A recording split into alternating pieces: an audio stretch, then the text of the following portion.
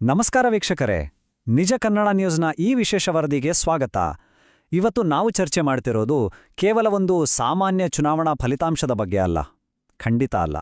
ದಕ್ಷಿಣ ಭಾರತದ ರಾಜಕೀಯ ವ್ಯವಸ್ಥೆಯನ್ನೇ ಸಂಪೂರ್ಣವಾಗಿ ಬುಡಮೇಲು ಮಾಡಿದ ಅಕ್ಷರಶಃ ಒಂದು ಐತಿಹಾಸಿಕ ಕ್ರಾಂತಿಯ ಬಗ್ಗೆ ನಾವಿಂದು ವಿಶ್ಲೇಷಣೆ ಮಾಡಲಿದ್ದೇವೆ. ಬನ್ನಿ ಶುರು ಮಾಡೋಣ. ಓಕೆ, ನೇರವಾಗಿ ವಿಷಯಕ್ಕೆ ಬರೋಣ. 107 ಇದು ಕೇವಲ ಒಂದು ಸಂಖ್ಯೆ ಅಂತ ಅನಿಸ್ತಿದೆಯಾ? ಖಂಡಿತ ಇಲ್ಲ. ದಶಕಗಳಿಂದ ಅಂದ್ರೆ ಬರೋಬ್ಬರಿ 50 ವರ್ಷಗಳಿಂದ ಭದ್ರವಾಗಿ ಬೇರೂರಿದ್ದ ಹಳೆಯ ರಾಜಕೀಯ ವ್ಯವಸ್ಥೆಯನ್ನೇ ನಡುಗಿಸಿದ ಒಬ್ಬ ಚೊಚ್ಚಲ ರಾಜಕೀಯ ನಾಯಕನ ಅಸಾಧಾರಣ ಸಾಧನೆಯನ್ನ ಈ ಬೃಹತ್ ಸಂಖ್ಯೆ ನಮಗೆ ಹೇಳ್ತಿದೆ. ಇದು ನಿಜಕ್ಕೂ ನಂಬೋಕೆ ಅಸಾಧ್ಯವಾದ ವಿಚಾರ ಅಲ್ವಾ? ಈ ವರದಿಯ ಅತಿ ಮುಖ್ಯವಾದ ಅಂಶ ಏನು ಅಂದ್ರೆ, ತಮಿಳು ಚಿತ್ರರಂಗದ super star C. Joseph Vijay ಅವರು ಹೊಸದಾಗಿ ಕಟ್ಟಿದ್ದ ತಮಿಳಗ ವೆಟ್ರಿ ಕಳಗಂ ಅಂದ್ರೆ ಟಿವಿಎಂಕೆ ಪಕ್ಷ 17ನೇ ತಮಿಳುನಾಡು ವಿಧಾನಸಭೆಯಲ್ಲಿ ಅತಿ ದೊಡ್ಡ ಪಕ್ಷವಾಗಿ ಹೊರಹೊಮ್ಮಿದೆ. ಪಕ್ಷ ಸ್ಥಾಪನೆಯಾದ ಕೆಲವೇ ದಿನಗಳಲ್ಲಿ ತಮಿಳುನಾಡಿನ ಅತಿ ಪ್ರಬಲ ಶಕ್ತಿಯಾಗಿ ಇದು ಬೆಳೆದು ನಿಂತಿದೆ. ಒಮ್ಮೆ ಈ ಚಿತ್ರಣವನ್ನ ಗಮನಿಸಿ. ಡಿಎಂಕೆ ಮತ್ತು ಎಐಎಡಿಎಂಕೆ ಈ ಎರಡು ಪಕ್ಷಗಳ 50 ವರ್ಷಗಳ ಏಕಸ್ವಾಮ್ಯ ಇವತ್ತು ನುಚ್ಚುನೂರಾಗಿದೆ. ಇದು ಅಕ್ಷರಶಃ ಹಳೆಯ ತಮಿಳುನಾಡು ಮತ್ತು ಹೊಸ ತಮಿಳುನಾಡಿನ ನಡುವಿನ ಸ್ಪಷ್ಟವಾದ ಬದಲಾವಣೆ ಅಂತಲೇ ಹೇಳ್ಬೋದು.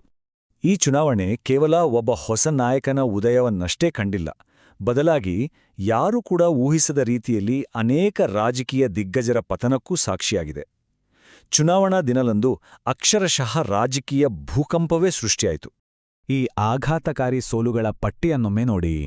ಮುಖ್ಯಮಂತ್ರಿ ಎಂಕೆ ಸ್ಟಾಲಿನ್ ಅವರ ಸಂಪುಟದ ಬರೋಬ್ಬರಿ 14 ಜನ ಸಚಿವರು, ಸ್ಪೀಕರ್ ಅಪ್ಪಾವು, ಡೆಪ್ಯೂಟಿ ಸ್ಪೀಕರ್ ಪಿಚ್ಚಾಂಡಿ ಇವರೆಲ್ಲರೂ ಮಣ್ಣು ಮುಕ್ಕಿದ್ದಾರೆ.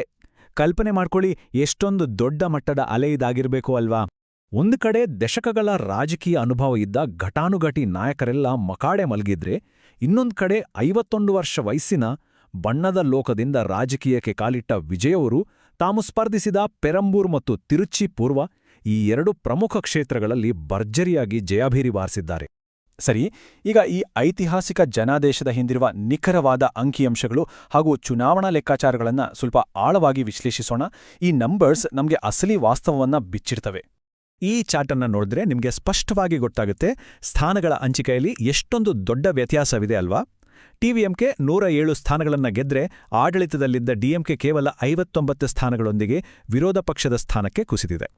ಇನ್ನು ಎಐಎಡಿಎಂಕೆ ಪಾಡಂತೂ ಕೇವಲ 45 ಸ್ಥಾನಗಳೊಂದಿಗೆ 3ನೇ ಸ್ಥಾನಕ್ಕೆ ತಳ್ಳಲ್ಪಟ್ಟಿದೆ. ಈ ಚಾರ್ಟ್ ನೇರವಾಗಿ ಒಂದು ದೊಡ್ಡ ರಾಜಕೀಯ ಕ್ರಾಂತಿಯ ಕಥೆಯನ್ನೇ ಹೇಳ್ತಿದೆ.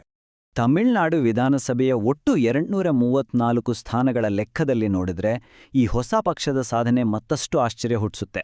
ಯಾಕಂದ್ರೆ ತಮ್ಮ ಚೊಚ್ಚಲ ಪ್ರಯತ್ನದಲ್ಲೇ ಸ್ಪಷ್ಟ ಬಹುಮತದ ಮ್ಯಾಜಿಕ್ ನಂಬರ್ ತಲುಪಲು ಟಿವಿಎಂಕೆ ಪಕ್ಷಕ್ಕೆ ಕೇವಲ 11 ಸ್ಥಾನಗಳ ಕೊರತೆಯಷ್ಟೇ ಎದುರಾಗಿದೆ. ಜಸ್ಟ್ ಮಿಸ್ ಅಂತಾರಲ್ಲ ಹಾಗೆ.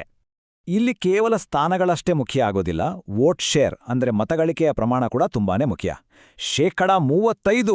ಹೌದು, ಮೊದಲ ಬಾರಿಗೆ ಚುನಾವಣಾ ಅಖಾಡಕ್ಕೆ ಇಳಿದ ಪಕ್ಷವೊಂದು ಬರೋಬ್ಬರಿ 1.7 ಕೋಟಿಗೂ ಹೆಚ್ಚು ಮತಗಳನ್ನು ಸೆಳೆದು 35% ಮತಗಳನ್ನು ಪಡೆದಿರೋದು ಭಾರತದ ರಾಜಕೀಯ ಇತಿಹಾಸದಲ್ಲೇ ಒಂದು ಬೃಹತ್ ಮೈಲಿಗಲ್ಲು. ಆದರೆ ನಾವಿಲ್ಲಿ ಗಮನಿಸಲೇಬೇಕಾದ ಇನ್ನೊಂದು ಇಂಟ್ರೆಸ್ಟಿಂಗ್ ಅಂಶ ಇದೆ. ಟಿವಿಎಂಕೆ ಇಷ್ಟೊಂದು ದೊಡ್ಡ ಸುನಾಮಿಯಂತೆ ಅಪ್ಪಳಿಸಿದ್ದರೆ ರಾಜ್ಯದ ಎಲ್ಲಾ 234 ಕ್ಷೇತ್ರಗಳಲ್ಲೂ ಸ್ಪರ್ಧೆ ಮಾಡಿದ್ದ ಸೀಮಾನ್ ನೇತೃತ್ವದ ನಾಮ್ ತಮಿಳರ್ ಕಚ್ಚಿಯಂತಹ ಪರ್ಯಾಯ ಪಕ್ಷಗಳು ಒಂದೇ ಒಂದು ಸ್ಥಾನವನ್ನು ಗೆಲ್ಲಲಾಗದೆ ಸಂಪೂರ್ಣವಾಗಿ ನೆಲಕಚ್ಚಿ. ಹಾಗಾದ್ರೆ ಇಷ್ಟೊಂದು ದೊಡ್ಡ ಮಟ್ಟದ ಬದಲಾವಣೆಗೆ ಅಸಲಿ ಕಾರಣ ಏನು?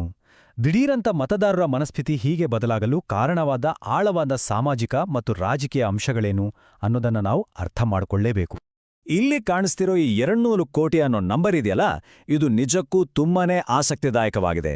ತಮ್ಮ ವೃತ್ತಿಜೀವನದ ಉತ್ತುಂಗದಲ್ಲಿದ್ದ ವಿಜಯ್ ಅವರು ತಮ್ಮ ಪ್ರತಿ ಸಿನಿಮಾಗೆ ಸಿಕ್ತಿದ್ದ ಬರೋಬ್ಬರಿ 200 ಕೋಟಿ ರೂಪಾಯಿಗಳ ಬೃಹತ್ ಸಂಭಾವನೆಯನ್ನೇ ತ್ಯಾಗ ಮಾಡಿ ಜನರ ಸೇವೆಗಾಗಿ ರಾಜಕೀಯದ ಕಡೆಗೆ ಬಂದರು. ಅವರ ಈ ನಿರ್ಧಾರ ಮತದಾರರ ಮೇಲೆ ಎಂಥ ಪ್ರಭಾವ ಬೀರಿದೆ ಅನ್ನೋದಕ್ಕೆ ಈ ಫಲಿತಾಂಶವೇ ಸಾಕ್ಷಿ. ಈ ಭರ್ಜರಿ ಜನಾದೇಶ 2 ಪ್ರಮುಖ ಅಂಶಗಳ ಸಮ್ಮಿಲನವನ್ನ ನಮಗೆ ತೋರಿಸ್ತಿದೆ. ಒಂದು ಕಡೆ ಕಳೆದ 3 ದಶಕಗಳಿಂದ ಕಟ್ಟಿ ಬೆಳೆಸಿದ ಅಪಾರ ಅಭಿಮಾನಿ ಬಳಗ ಮತ್ತು ಒಬ್ಬ ನಾಯಕನ ಮೇಲಿನ ಜನರ ದೃಢವಾದ ನಂಬಿಕೆ, ಮತ್ತೊಂದು ಕಡೆ ದಶಕಗಳಿಂದಲೂ ಅಧಿಕಾರ ಅನುಭವಿಸುತ್ತಿದ್ದ ಪ್ರಮುಖ ದ್ರಾವಿಡ ಪಕ್ಷಗಳ ಆಡಳಿತದ ಬಗ್ಗೆ ಜನರಲ್ಲಿ ಮೂಡಿದ್ದ ತೀವ್ರವಾದ ಆಯಾಸ ಮತ್ತು ಬೇಸರ. ಹಾಗಾಗಿ ಇಲ್ಲಿನ ಅತ್ಯಂತ ನಿರ್ಣಾಯಕ ಅಂಶ ಏನಪ್ಪಾ ಅಂದ್ರೆ, ಮತದಾರರು ಬದಲಾವಣೆಯನ್ನ ಬಹಳ ಸ್ಪಷ್ಟವಾಗಿ ಬಯಸಿದ್ದಾರೆ. ಮುಖ್ಯಮಂತ್ರಿಯವರ ತಮಿಳುನಾಡು ವರ್ಸಸ್ ನವದೆಹಲಿ ಅನ್ನೋ ಹೋರಾಟದ ನಿರೂಪಣೆಯಾಗಲಿ ಅಥವಾ ಪ್ರಧಾನಮಂತ್ರಿಯವರ ಡಬಲ್ ಇಂಜಿನ್ ಸರ್ಕಾರದ ಭರವಸೆಯಾಗಲಿ ಮತದಾರರನ್ನ ಸೆಳೆಯುವಲ್ಲಿ ಸಂಪೂರ್ಣ ವಿಫಲವಾಗಿವೆ. ಈ ಎಲ್ಲ ಅನಿರೀಕ್ಷಿತ ಬೆಳವಣಿಗೆಗಳ ಅಂತಿಮ ಫಲಿತಾಂಶವೇ ಈ ಅತಂತ್ರ ವಿಧಾನಸಭೆ. ಹೌದು, ತಮಿಳುನಾಡಿನ ರಾಜಕೀಯ ಇತಿಹಾಸದಲ್ಲಿಯೇ ಇದೊಂದು ಅತ್ಯಂತ ಅಪರೂಪದ ಘಟನೆ. ಈ ಐತಿಹಾಸಿಕ ಹಿನ್ನೆಲೆಯನ್ನ ನಾವೆಲ್ಲರೂ ಸರಿಯಾಗಿ ಅರ್ಥ ಮಾಡ್ಕೊಳ್ಳಲೇಬೇಕು. ಬನ್ನಿ, ಇದು ಹೇಗೆ ರೂಪುಗೊಳ್ತು ಅಂತ ನೋಡಲು ಈ ಟೈಮ್ಲೈನ್ ಕಡೆ ಒಮ್ಮೆ ಗಮನ ಹರಿಸೋಣ. ತಮಿಳುನಾಡಿನ ಮತದಾರರು ದಶಕಗಳಿಂದಲೂ ಯಾವುದಾದರೂ ಒಂದು ಪಕ್ಷಕ್ಕೆ ಸ್ಪಷ್ಟ ಜನಾದೇಶ ನೀಡುವುದರಲ್ಲೇ ಪ್ರಸಿದ್ಧರು. 1952 ನಂತರ ಇದೇ ಮೊದಲ ಬಾರಿಗೆ ತಮಿಳುನಾಡಲ್ಲಿ ಅತಂತ್ರ ವಿಧಾನಸಭೆ ಸೃಷ್ಟಿಯಾಗಿದೆ. ಕಳೆದ 50 ವರ್ಷಗಳಲ್ಲಿ ಡಿಎಂಕೆ ಅಥವಾ ಎಐಎಡಿಎಂಕೆ ಪಕ್ಷಗಳಿಗೆ ಸ್ಪಷ್ಟ ಬಹುಮತ ಸಿಗ್ತಾ ಇತ್ತು. ಆದರೆ ಇಂದು ಟಿವಿಎಂಕೆ ಆ ಇಡೀ ರಾಜಕೀಯ ನಕ್ಷೆಯನ್ನೇ ಸಂಪೂರ್ಣವಾಗಿ ಬದಲಾಯಿಸಿಬಿಟ್ಟಿದೆ. ಇದೊಂದು ರೀತಿಯಲ್ಲಿ ಡೇವಿಡ್ ಮತ್ತು ಗೋಲಿಯಾತ್ ನಡುವಿನ ಮಹಾಯುದ್ಧದಂತಿದ್ದ ಚುನಾವಣೆಯಲ್ಲಿ ಹೊಸಬರ ಅನಿರೀಕ್ಷಿತ ಹಾಗೂ ಐತಿಹಾಸಿಕ ವಿಜಯವಾಗಿದೆ. ಹಾಗಾದ್ರೆ ಈ ಐತಿಹಾಸಿಕ ಅತಂತ್ರ ವಿಧಾನಸಭೆಯು ಮುಂಬರುವ ದಿನಗಳಲ್ಲಿ ದಕ್ಷಿಣ ಭಾರತದ ರಾಜಕೀಯ ಭವಿಷ್ಯವನ್ನ ಹೇಗೆ ಮರುರೂಪಿಸಲಿದೆ? ಇದು ಕೇವಲ ತಮಿಳುನಾಡಿನ ಮೇಲೆ ಮಾತ್ರವಲ್ಲದೆ ಇಡೀ ದೇಶದ ರಾಜಕೀಯ ಸಮೀಕರಣಗಳ ಮೇಲೆ ಪ್ರಭಾವ ಬೀರಲಿದೆಯಾ? ಈ ಪ್ರಮುಖ ಪ್ರಶ್ನೆಯನ್ನ ನಿಮ್ಮ ಯೋಚನೆಗೆ ಬಿಡುತ್ತಾ ನಿಜ ಕನ್ನಡ ನ್ಯೂಸ್ನ ಈ ವಿಶೇಷ ವಿಶ್ಲೇಷಣೆಯನ್ನ ನಾವು ಮುಕ್ತಾಯಗೊಳಿಸುತ್ತಿದ್ದೇವೆ. ಕಲಿಯುತ್ತೀರಿ, ಪ್ರಶ್ನಿಸುತ್ತೀರಿ. ನಮಸ್ಕಾರ.